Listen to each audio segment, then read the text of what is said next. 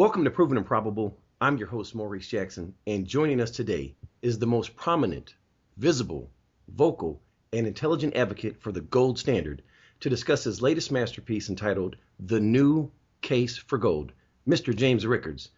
Sir, it's an honor to have you join us today. Thank you, Maurice. Great to be with you. Mr. Rickards, your last two books were truly exceptional. I'm speaking of Currency Wars and The Death of Money. Now you focus your efforts on what I believe everyone has been anticipating, which is the aptly named The New Case for Gold. James, listeners are keenly aware that you are a strategic thinker. Therefore, I have to ask, why is the timing of your book so critical for listeners? Well, thanks, Maurice. It's a great question. A couple of reasons. You know, in my first two books, Currency Wars, I had a chapter on gold, and The Death of Money, I had two chapters on gold. And I got to the point, I said, you know what, I had to stop touching on the subject and just do a whole book on gold. Just sit down, take everything I know, everything I've learned, everything I've researched, put it in one place, make it very accessible for the reader, and that's what we've done. You never know. Books take a long time to put together. They take a long time to write and get published and printed and distributed, and so you never know what the economic conditions are going to be when the book actually hits the bookshelves, bookstores, because there's a long lead time. But it does seem that gold is the best performing asset class in 2016. It seems to be on a very strong vector right now. So maybe it's just good luck. I thought the book was important really at any time because gold always has a place in a portfolio. But we may have got the timing right on this one, so I'm very happy about that. Well, if you would share with the listeners, what are some things that they will be learning from your new book? Well, a couple of things, Maurice. One, the title is The New Case for Gold.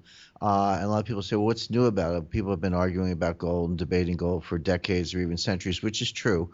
But there are some new reasons, 21st century reasons to have gold in your portfolio. First and foremost is the threat of cyber financial warfare and hacking.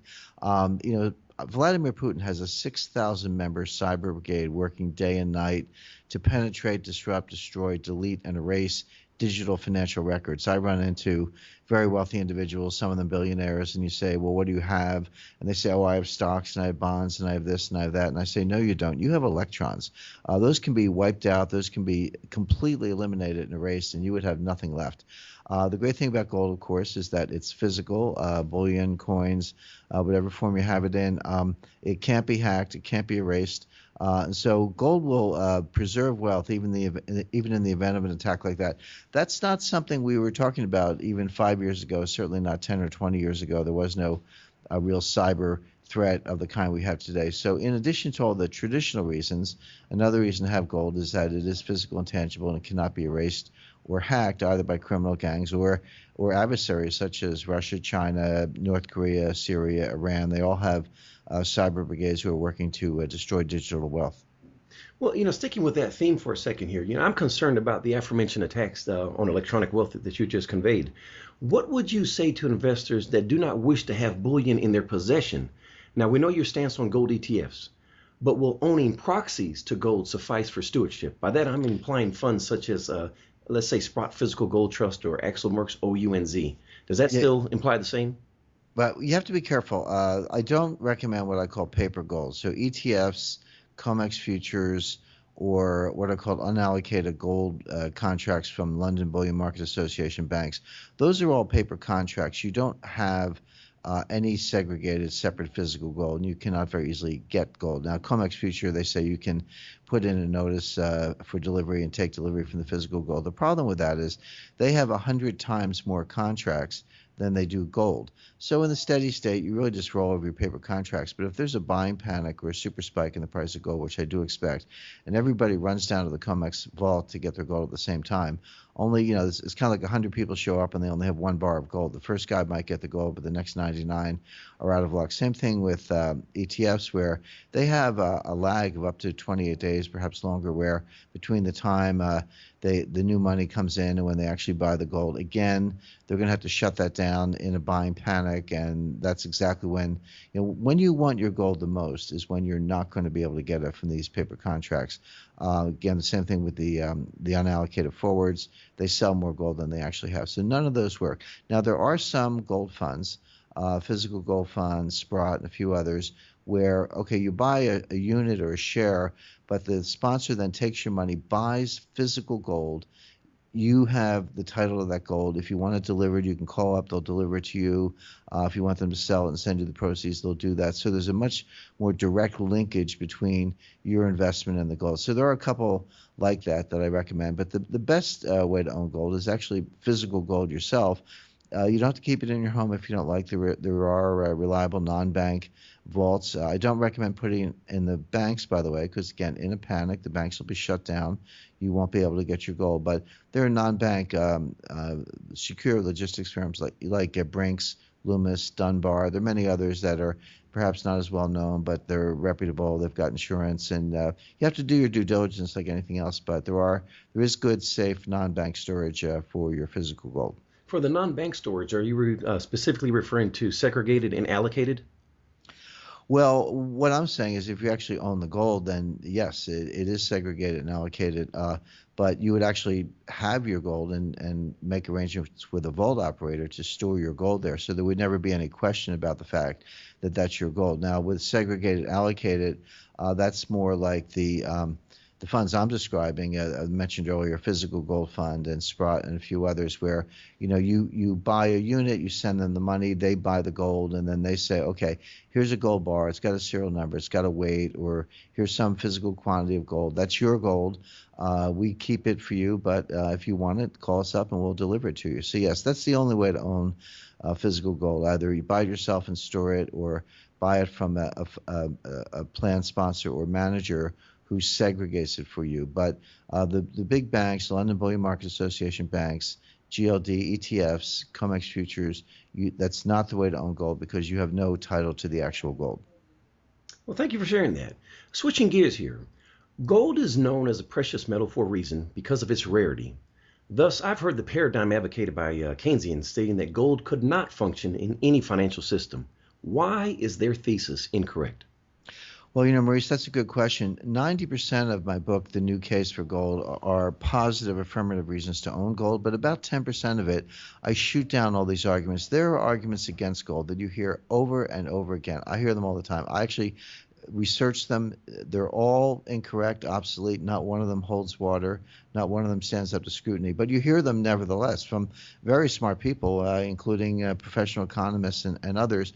I just got kind of sick and tired of hearing them. So I said, well, the first thing I'm going to do in the book is shoot down those arguments, and then I'll move on and make the case for gold. So what the Keynesians say, for example, is that, well, they say a number of things that are wrong. They say there's not enough gold in the world to support global commerce and the international monetary system. Well, that's nonsense. I mean, there's always however much gold there is. It's not a question of quantity, it's a question of price. So yes, if you set the price too low relative to the money supply, that is deflationary. So the solution is just to set the price higher. I've actually done the math looking at the total money supply, the total supply of physical gold, make some assumptions. Do you want 40% backing or 100% backing, et cetera? So you do have a few inputs like that. But my calculations, all based on hard data, is that gold would have to be at least $10,000 an ounce, possibly much higher.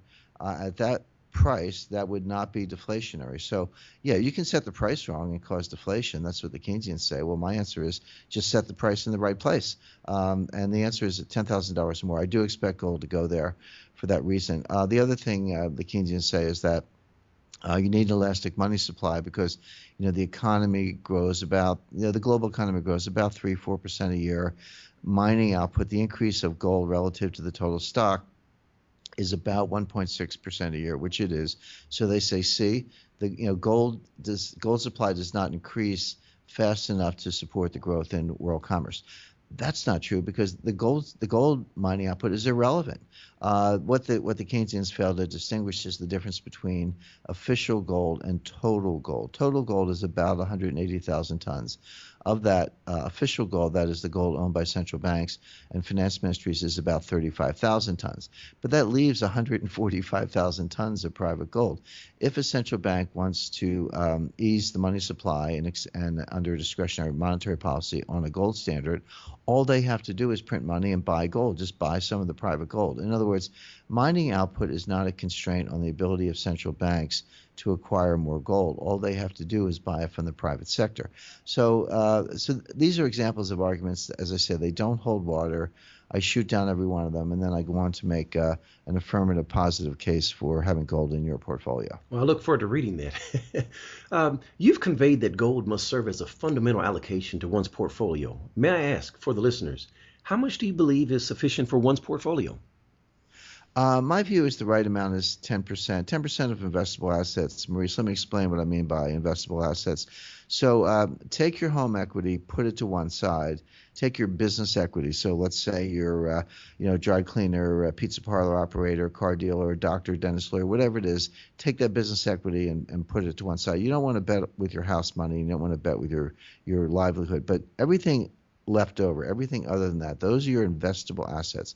I recommend 10% of that in gold, and the reason is 10% is plenty. If the system collapses as I expect, that 10% allocation is going to go up by multiples, so you'll do fine.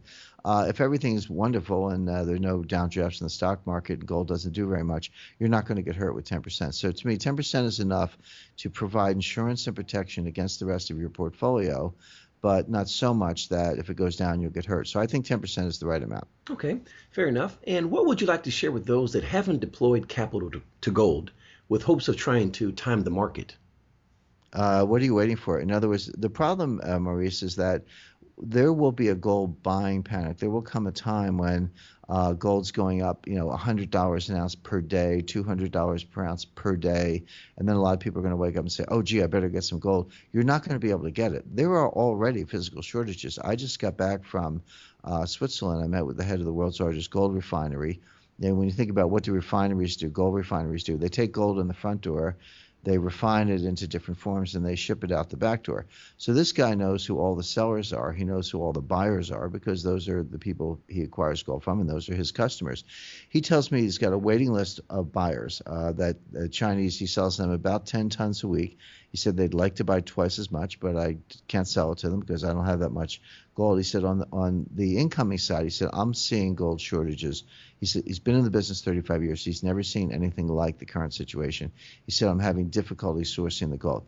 So the physical shortages are already showing up.